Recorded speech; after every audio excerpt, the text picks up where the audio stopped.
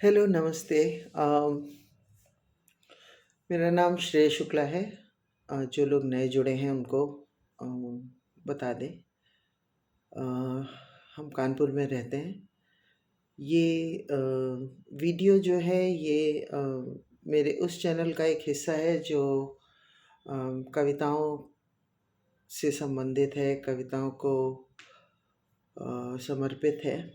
मेरी कविताएं जो हम लिखते हैं। अम, अभी तो जो मुद्दा इन कविताओं का है वो प्रेम और प्रेम की प्राप्ति, प्रेम के लिए प्रेम ना मिलने पर होने वाला क्षोभ, जो हताशा होती है और उससे जुड़े जितने भी भाव होते हैं, अम, उनके ऊपर आधारित है। इस चैनल का उद्देश्य ये है कि जो लोग अपनी भावनाओं को व्यक्त नहीं कर पाते किसी से, आवश्यक नहीं है कि वो प्रेम ही हो, कोई भी भावना अगर आप व्यक्त करना चाहेंगे तो उस पर कविता हम लिख देंगे। आपको मेरा कॉन्टैक्ट नंबर है, आप उस पर अपना अपनी बात कह सकते हैं, उस व्यक्ति का नाम कह सकते हैं जिससे आप अपनी बात कहना चाहते हैं, और हम उस पर एक कविता लिख सकते हैं या कुछ बात कर सकते हैं। हम उसका वीडियो यूट्यूब पर अपलोड कर देंगे और आप वो वीडियो उनसे शेयर कर सकते हैं जिनसे आप अपनी बात कह नहीं पा रहे हैं या कुछ अधिक प्रभावी तरीके से कहना चाहते हैं। वैसे अ, जब ये चैनल शुरू किया था तो ये विचार नहीं था मेरे मन में। मेरे मन में विचार केवल इतना था कि मेरी भावनाएँ कविता के रूप में या मेरी कविताएँ लोगों तक पहुँचें। क्योंकि कविता बहुत साल पहले से स्कूल में थे तब से हम कविताएँ कर रहे थे। कभी ये विचार आया नहीं मन में कि छपवा दें या कोई संकलन करके किताब बना दें। अलग-अलग टाइम पर अलग-अलग डायरीज़ में I have been writing those, and with time those diaries they got misplaced, and बहुत सारी चीज़ें चली गई। वो होता है ना कि जब आप when you create something for the first time, and if you do not keep a track that how did you do that, और तो आप दोबारा से वैसा ही बना नहीं पाते, या वो वही रहता है कि जिस समय आप कुछ लिख रहे हैं उस समय आपका जो उस वक़्त जो आपकी सोच है, जो आपकी मानसिक अवस्था है उस वक़्त कैसी है, वो कतई ज़रूरी नहीं कि जब आप दोबारा लिखने बैठें तो आपकी मानसिक अवस्था वैसी ही हो, तो वही सारे विचार आपके मन में आएँ। ये संभव नहीं होता। और क्योंकि वो वैसा ही है कि जैसा पहले भी हम लोग बात कर चुके हैं इस बारे में, कि कोई गाना आप सुनते हैं या कोई कविता आप सुनते हैं या पढ़ते हैं, तो बहुत हद तक ये वैसा ही है कि आपके मन में उस समय क्या चल रहा होता है, उस पर निर्भर करता है कि आपने उसका क्या मतलब निकाला। और ये चीज़ केवल कविताओं या गानों पर ही लागू नहीं होती, ये लागू होती है बाकी किसी भी चीज़ पर जो दर्शन से संबंधित है, anything that is that philosophical, and anything that is that deep to be understood, to be comprehended on that different level, जहाँ आप एक तो सीधा सा मतलब होता है कि आपने सुना और उसका मतलब निकाल लिया, then there comes a deeper meaning to everything. That deeper meaning, that how do you take it as, and that deeper meaning, how did you comprehend it, that is completely respective to whatever thoughts are running in your mind at that particular piece of time. फिर चाहे वो अभिव्यक्त करना हो या किसी की अभिव्यक्ति को समझना हो, वो पूर्णतया इस पर निर्भर करता है कि आपकी मानसिक अवस्था उस समय क्या है, आपके मन में क्या विचार चल रहे हैं, आप क्या सोच रहे हैं, to be very precise.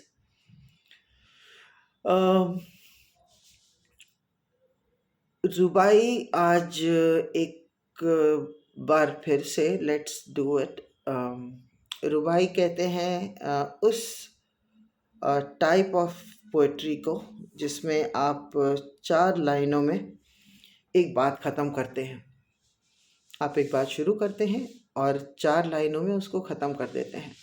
Rhyming होता है मोस्टली, कई जगह राइमिंग नहीं भी होता, पर मेरी कविताओं में अगर आपने नोटिस किया हो कि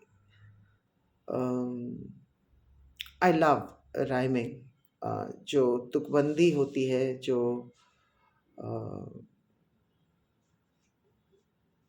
शब्द होते हैं, जो कविता का पद्य का जो भाव है, वो वही है कि वो समान मात्राओं वाले शब्दों पर ख़त्म हो। और गद्य लिखने का हमें अनुभव नहीं है या कहीं कभी मन नहीं लगा, क्योंकि कविता मेरी समझ से ऐसी होनी चाहिए जो गा सके, जो गाई जा सके। आप ऐसे ही कुछ कह दें तो सुनने वाले शायद कम मिले, but then when you add the music to it, when you add the music to anything, it becomes more effective, more creative, to be honest. अब I do not add music to these, शायद कभी कोई करे इन पर। अच्छा, हम कहते नहीं हैं, but I want that if you think that the channel, the purpose of the channel and the content is worth to be reached to more people, to be reached to more people who like poetries, and if you think they will like these poetries, अगर आपको लगता है कि कोई इन कविताओं को पसंद करेगा तो आप शेयर कीजिए। जो मेरे जानने वाले हैं उनके सामने, ज़्यादातर के सामने मेरा ये कवि रूप कभी प्रदर्शित हुआ नहीं, हमने किया नहीं। तो उनसे तो क्या ही कहा जाए, पर जितने भी लोग ये चैनल देखते हैं वो अगर शेयर करें उन लोगों के बीच जिन्हें कविताओं की कद्र है तो बेहतर रहेगा।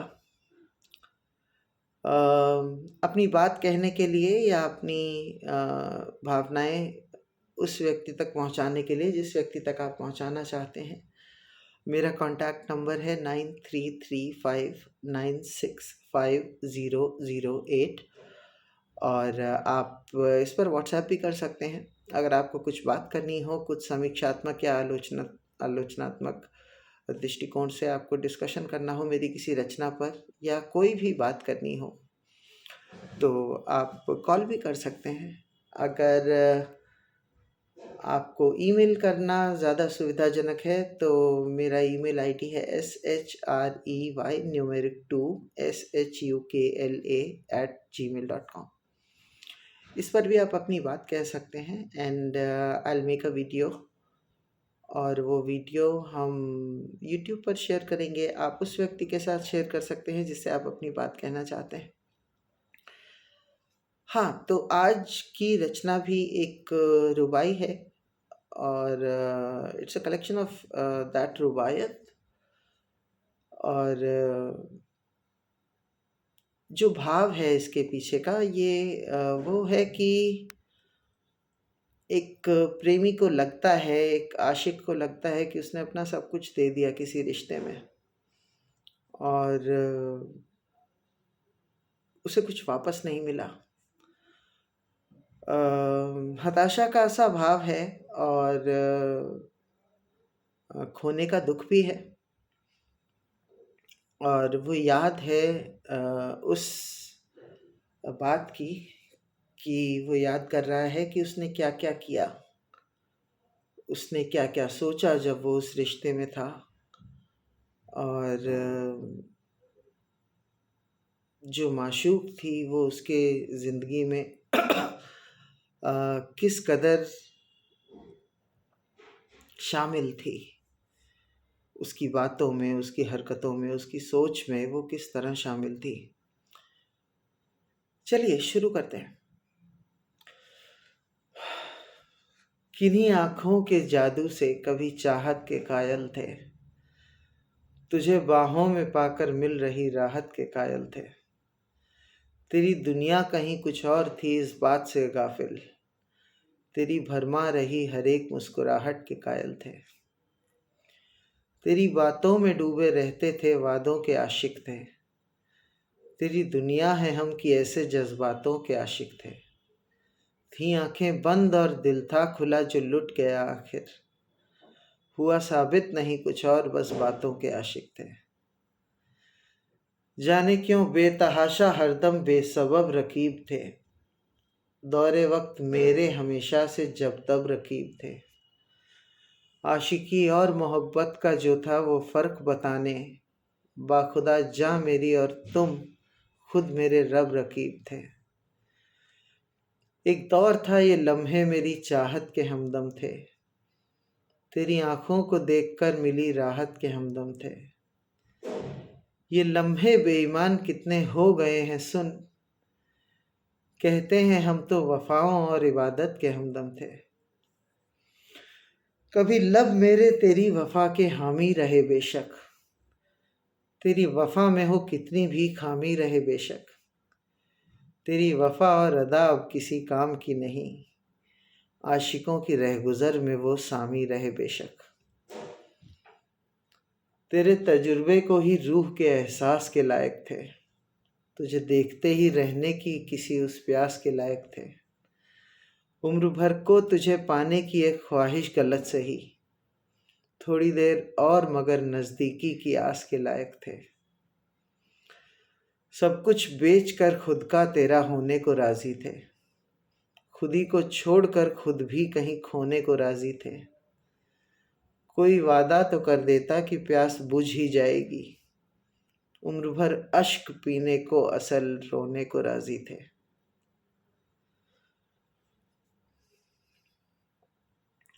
यहाँ क्या हो सकता था, क्या वो कर सकता था, क्या चाहता था, ये अच्छा। why did I choose this genre, that of the expression of love, the voids of love, and that vacuum whenever someone is in a uh, self-proclaimed relationship. होता है, कई लोग स्वघोषित प्रेमी होते हैं और वो ये मानने को तैयार नहीं होते कि अरे हमसे प्यार कैसे नहीं कर सकता वो जिससे हम करते हैं। तो यहाँ पर न्यूटन का थर्ड लॉ लागू नहीं होता। यहाँ पर ये चीज़ जाहिर नहीं ज़ाया होती है कि आपके जज्बात, आपके एहसास किसी के लिए क्या हैं। कतई ज़रूरी नहीं है कि उसके आपके लिए वैसे ही हों। हाँ, आप कोशिश कर सकते हैं खुद को जाहिर करके, अपनी बात रख कर, ये बात कह कर, पर वही है ना कि ज़बरदस्ती नहीं कर सकते। आप ये नहीं कह सकते कि अम, अरे तुम्हें तो करना ही पड़ेगा, तुम्हें तो होना ही पड़ेगा। ऐसे कैसे, मतलब there should be no way out that you do love me because I do, ना, ये ज़बरदस्ती है। और ज़्यादातर जो अनपेक्षित घटनाएं होती हैं या अनचाहे इस तरह के तेज़ाब फेंकने की चीज़ें, बलात्कार या in public humiliation of the female or male for that instant, ये इसी वजह से होते हैं कि हम स्वीकार नहीं कर पाते कि हमारा प्रेम जो इतना सारा है, उसके जवाब में कुछ आ क्यों नहीं रहा। तो हाँ, ये स्वीकार करने के लिए बड़ी हिम्मत और बड़ी बेरुखी चाहिए, बेरुखी खुद से, और बड़ा अ, शर्मसार होने का मादा चाहिए कि क्या कुछ नहीं किया। सबको लगता है कि उन्होंने बहुत कुछ कर दिया प्यार में पड़कर, और बहुत कुछ खो दिया, बहुत कुछ कह दिया। पर बात वही है कि अगर किसी का दिल कहीं और लगा है, अगर किसी को दिल लगाने का मन ही नहीं है क्योंकि उसका दिल पहले टूट चुका है, या दूसरों की बातें सुनकर, दूसरों का हश्र देखकर उसकी हिम्मत नहीं है, तो आपको कुछ तो अलग, कुछ तो एक्स्ट्रा करना पड़ेगा। हाँ, अगर उसका दिल कहीं और लगा है तो आपको ये मान के बैठ जाना चाहिए कि वो नहीं है। और फिर आते हैं ऐसे आशिक जो इंतज़ार करते हैं कि ठीक तुम जाओ और जब तुम्हारा दिल टूटेगा तब हम तुम्हारा इंतज़ार करेंगे। भाई, अगर उसका दिल टूटेगा तो वो तुम्हारी वजह से या तुम्हारी खुशकिस्मती से थोड़ी ना टूटेगा। और तुम्हारा दिल टूटा और तुम बद्दुआएं देने लग जाओ कि उसका भी टूटेगा तो ही मुझे चैन आएगा और उसका भी टूटना चाहिए। ये बात पहले भी किसी वीडियो में शायद हम कह चुके हैं कि वो वाली भावना कि तूने ओ सनम ढाए हैं सितम, तो ये तू भूल न जाना कि न तुझ पे भी इनायत होगी। वो आपका सनम नहीं था, मानिए इस बात को। आपको ये लगता है कि वो गलत कर रही है या कर रहा है, और कभी ना कभी उसको अकल आएगी। उसको अकल बेशक आ जाए, आप नहीं आने वाले हैं। आप आगे बढ़िए, आप वक्त बर्बाद कर रहे हैं, क्योंकि अगर वो लौट कर आएगी तो या तो आप उस पर दया करेंगे या आएगा, या वो आप पर। फिर वो प्रेम थोड़ी होगा, फिर तो एक तरह से अपने अहंकार को पोषित करने वाली आपकी जीत होगी कि देखा हमने कहा था, आ गए वापस। होता है। और ये अहंकार जो है ये बड़ी सारी संवादहीनता की स्थितियां पैदा करता है। I'm talking about the ego factor, these ego clashes, or even the existence of that extra ego. It does create enormous amount of communication gap. और ये संवादहीनता निश्चित तौर पर एक अच्छे संबंध का अ, निशान नहीं है, ये एक अच्छे संबंध की पहचान नहीं है। अगर वो संबंध बने या नहीं भी बने, आपने किसी को कोई बात कही और वो उसने उसका कोई और ही मतलब निकाला, तो हाँ खैर, ये जिम्मेदारी दोनों तरफ से बनती है कि कोई और ये समझे कि इस बात का कुछ अच्छा मतलब या कुछ और मतलब हो सकता था, पर वो हम समझ नहीं पाए। या ये आपकी भी उतनी ही जिम्मेदारी है कि आप उसे वो सही मतलब बताएं और कोशिश करें। खैर, अभिव्यक्ति की जहाँ तक बात है, इस बारे में पहले भी चर्चा हो चुकी है कि अभिव्यक्ति बड़ी आवश्यक है समाज को बंधा रखने के लिए, समाज को ये सुनिश्चित करने के लिए कि अपने अंदर वो घमंड रखकर, अपने अंदर वो ईगो रखकर हम कहीं किसी बड़ी महत्वपूर्ण भावना से खुद को वंचित ना कर लें। हम ये ना कर लें कि कोई हमसे कुछ कहना चाहता था और हमने उसे मौका नहीं दिया, या हम किसी से कुछ कहना चाहते थे और वो मौका हमें मिल नहीं पाया, जिसकी वजह से वो बात कभी हो ही नहीं पाई, जो बात पता नहीं क्या बदलाव ला सकती थी हमारे जीवन में, वो क्या अच्छा असर डाल सकती थी हमारे जीवन पर, या हमारे व्यक्तित्व पर, या हमारे भविष्य पर। तो हाँ, अपनी बात कहिए। आपको तरीके नहीं आते, यकीन मानिए मैटर ही नहीं करता। अगर आपने सामने वाले को समय दिया है या उसको इस योग्य समझा है कि वो आपकी बात समझेगा, तो वो उस योग्य है आपके लिए। दिल से दिल की राह होती है। अगर आपको लगता है कि वो राह है, तो उस राह पर चलिए। अपनी बात तो कहकर देखिए। मन ही मन में ये सोचते रहना कि वो मेरी बात खुद समझे या वो मेरी बात खुद समझ जाए क्योंकि हम तो घमंडी बहुत हैं, तो ऐसा नहीं होता, कहना पड़ता है। फिर अगर आपको लगता है कि कहीं ऐसा ना हो कि पहली बार बात करने जा रहे हैं या कुछ, और पता नहीं जिस तरीके से हम अपनी बात रखेंगे सामने वो प्रभावी होगा या नहीं,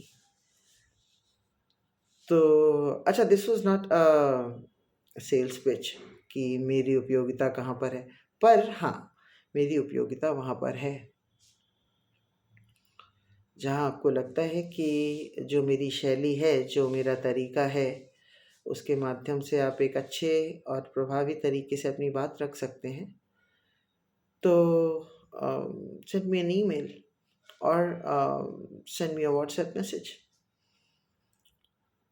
वीडियो में डिस्क्रिप्शन में मेरा ईमेल आईडी और मेरा कॉन्टैक्ट नंबर हमेशा रहता है। आप उसे देखकर and yes, I real need some activity on the videos. आप देखते हो तो कुछ कमेंट करो। ऐसा नहीं हो सकता कि ये रचनाएं, ये कविताएं सुनकर आपके मन में कोई भाव जागृत ना होते हों। बेशक होते होंगे, तो उनको व्यक्त करिए, कमेंट्स में कुछ लिखिए। आपको क्या लगा, आपको कैसा लगा, या आपको लगता है कि ये कविता कुछ और बेहतर हो सकती थी अगर इसमें कुछ जोड़ा जाता या इसमें कुछ नहीं होता, तो वो सुझाव, वो सलाहें भी आप कमेंट में दे सकते हैं। और अगर कोई भी आपको बात करनी है, if you wish to get into a conversation regarding anything, if you think that I could be of help, trust me, I could be of help. As I have been saying this, I have told कि जितनी बार प्यार में पड़े उतनी बार लिखना शुरू किया। तो ये वैसा ही नहीं है, कई बार प्यार से निकले तो भी लिखना शुरू किया। और जो भी हम लिखते हैं वो मेरे अनुभव हैं, वो कोई कोरी कल्पना नहीं है। तो हाँ, शायद वो अनुभव कहीं आपके अनुभवों से मिलते हों। मिलते हैं अगले हफ्ते। नमस्कार।